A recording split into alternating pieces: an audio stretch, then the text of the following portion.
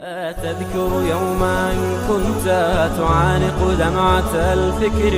تناجي الله في صبر کفل کی توبہ۔ صحیح حدیث میں کفل نامی ایک بنی اسرائیل آدمی کا قصہ آیا ہے کہ حضرت نبی کریم صلی اللہ تعالیٰ علیہ وسلم نے فرمایا کہ بنی اسرائیل میں ایک آدمی کفل نام کا تھا جو ہر قسم کی برائی میں طاق تھا، ہر قسم کی برائی میں مبتلا رہتا تھا۔ ایک دن اس کے پاس ایک عورت آئی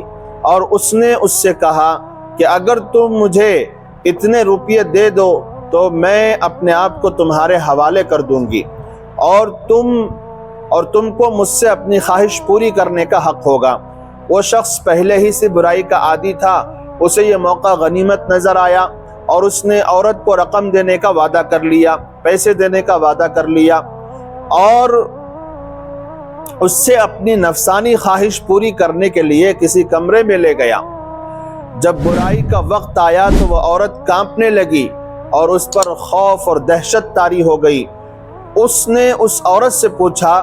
کہ تو کیوں خوف زدہ ہے اور کانپ رہی ہے؟ وہ کہنے لگی کہ میں نے پوری زندگی میں کبھی یہ حرکت نہیں کی، کبھی مجھ سے اس قسم کی حرکت نہیں ہوئی، اور آج مجھے اس حرام اور ناجائز کام کو اس لیے کرنا پڑ رہا ہے کہ میرے بچے گھر میں بھوکے پیاسے ہیں اور ان کا کوئی کفیل نہیں ہے اور کھانے کا کوئی سامان گھر میں موجود نہیں ہے۔ میں انتہائی مجبور ہو کر سوچنے لگی کہ میں کیا کر سکتی ہوں، تو میرے ذہن میں آیا کہ میں اپنی عصمت اور اپنی پاک دامانی کو بیچ کر اس سے جو کچھ روپیے حاصل ہو جائیں اس سے بچوں کے گزارے کا انتظام کروں۔ اس لیے میں نے اس برائی کا ارادہ کیا، مگر مجھے اللہ کا اس وقت خوف ہو رہا ہے اور اس لیے مجھ پر کپ کپی طاری ہے۔ عورت دل سے بات کہہ رہی تھی تو دل پر اثر انداز ہوئی، اور عورت کی یہ داستان سن کر اور اس کا اللہ سے یہ خوف دیکھ کر اس مرد کے دل میں بھی اللہ کا ڈر اور خوف پیدا ہو گیا،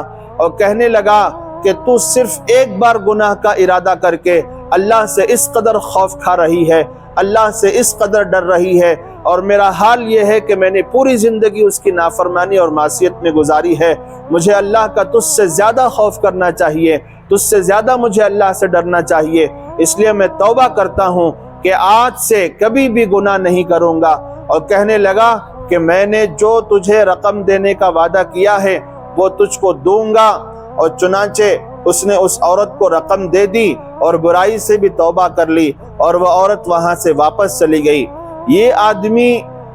اس کے جانے کے بعد ندامت کے ساتھ، شرمندگی کے ساتھ اللہ کے سامنے رو رو کر، گڑ گڑا کر اپنے گناہوں کی معافی مانگنے لگا، اور اسی حالت میں اسی رات اس کا انتقال بھی ہو گیا۔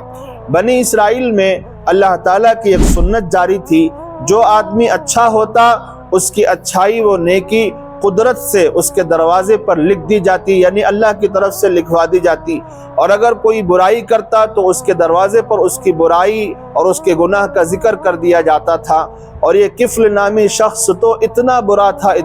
تھا کہ اس کے دروازے پر روزانہ کچھ نہ کچھ اس کی برائی لکھی ہوئی ہوتی تھی کہ آج اس نے زنا کیا، آج اس نے شراب پی یا کوئی اور برائی کی، سارے شہر میں اس کی رسوائی ہوتی، اور سب لوگ کہتے تھے کہ یہ کیسا برا آدمی ہے، اور لوگ اسی وجہ سے اس سے ڈرتے بھی تھے اور دور بھی رہا کرتے تھے۔ نبی اکرم صلی اللہ تعالیٰ علیہ وسلم فرماتے ہیں کہ رات کو اس کا انتقال ہو گیا، اور صبح کل لوگ اٹھ کر دیکھتے ہیں کہ اس کے دروازے پر لکھا ہوا ہے قد غفر اللہ للکفل، اللہ تعالیٰ نے کفل کی مغفرت کر دی۔ اور لوگ پڑھتے ہوئے جا رہے تھے، گزرنے والے روزانہ دیکھا کرتے تھے کہ اس کے دروازے پر کبھی تو کچھ کبھی کچھ لکھا ہوتا، مگر آج عجیب بات ہے کہ اس کے دروازے پر اللہ نے کفل کی مغفرت کر دی لکھا ہوا ہے۔ لوگ کہنے لگے کہ آج اس کے ساتھ کیا معاملہ ہوا کہ اتنا برا آدمی، اتنا شریر اور فاسق و فاجر آدمی،